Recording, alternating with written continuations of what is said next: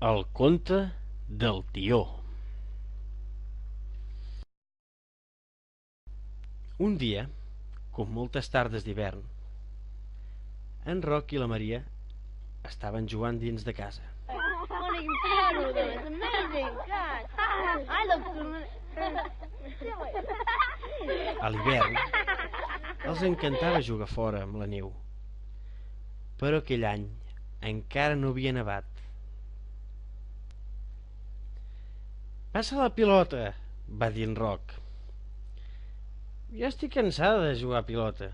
Per què no juguem al parxís?», deia la Maria. Però vet aquí que, com si el cel els escoltés, va començar a nevar.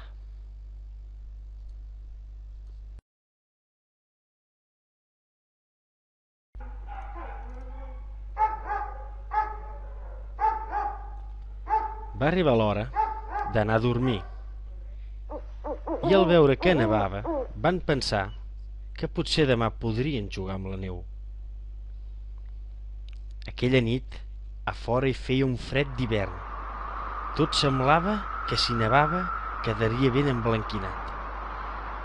A dins però no es notava. Amb la calefacció estaven ben calentons.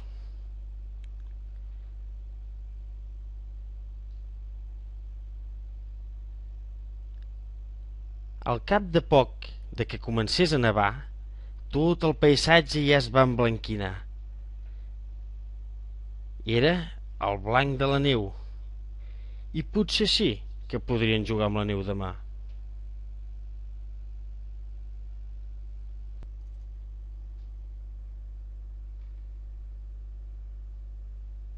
Al matí, després de cantar el gall, quan es van aixecar i van veure el paisatge blanc, es van posar la roba d'abric i van córrer a jugar amb la neu.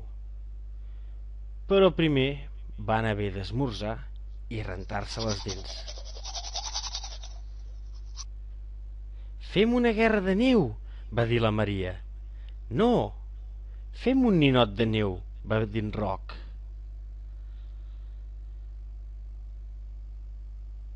Van seguir jugant fins que van decidir d'anar fins al bosc. «A veure si m'atrapes», va dir en Roc.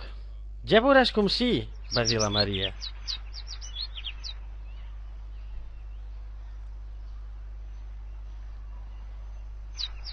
Quan van ser al bosc, se sentien els cants dels ocells, però també van començar a sentir un soroll, com un castanyig de dents, que feia...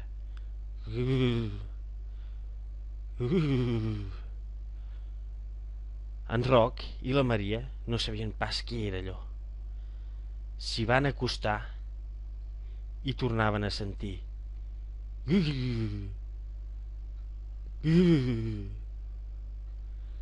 No sabien pas quina mena de soroll era allò. Semblava com si algú tremolés.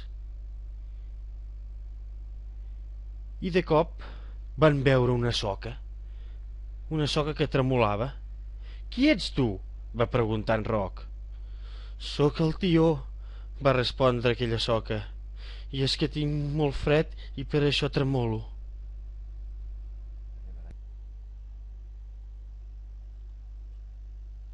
La Maria i en Roc van convidar a casa seva aquell nou amic que es deia Tió, perquè descansés. Li van oferir menjar i li van encendre un foc perquè s'escalfés.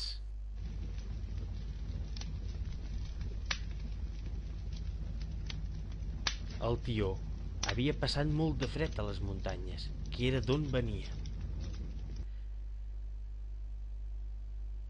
Quan va estar prou refet del fred, el Tió els va explicar que ell cada any a l'hivern baixava de les muntanyes als pobles, per no passar tan fred.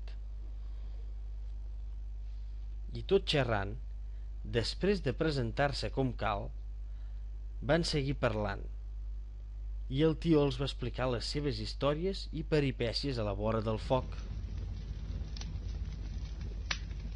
Van passar la tarda tan distrets que aquelles històries els va semblar que duressin un moment. Finalment va arribar l'hora d'anar a dormir. I quan el rellotge va tocar les 12, així ho van fer.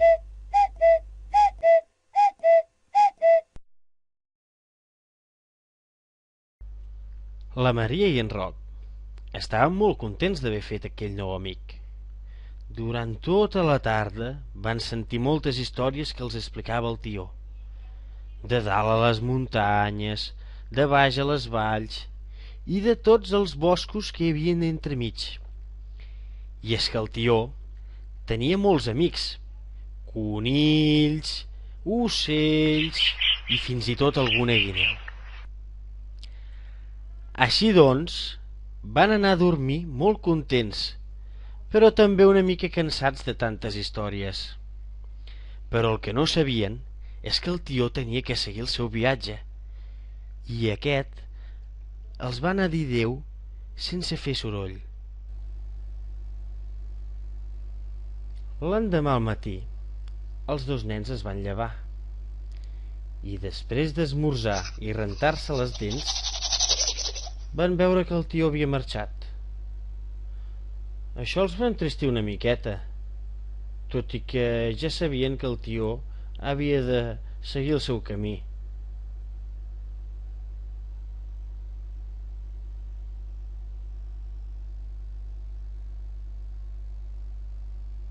Però, mira, Roc, què és aquest farcell? Va preguntar la Maria. I mira, Maria, aquí hi ha una nota, va dir en Roc.